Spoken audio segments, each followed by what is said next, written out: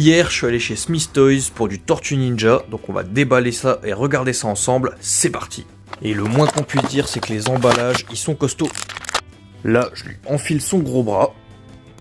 Pour l'arrière du packaging, en tout cas, pas grand chose de plus à dire que la dernière fois, c'est la même chose. On peut juste peut-être s'attarder sur la petite carte, où on voit que le compteur de mutants est de niveau 3, et j'ai toujours absolument aucune idée de ce que ça veut dire.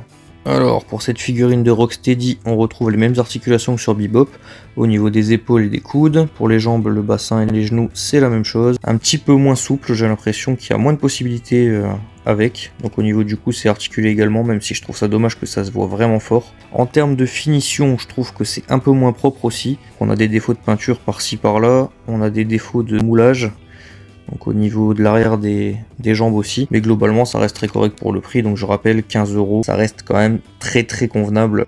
Donc au niveau des accessoires, on retrouve comme sur Bebop un petit bouclier, sauf que cette fois-ci c'est une plaque d'égout et pas un couvercle de poubelle. On retrouve également un fusil, un deuxième, un couteau, plus petit que celui de Bebop cette fois-ci, et un marteau, de quoi faire des dégâts.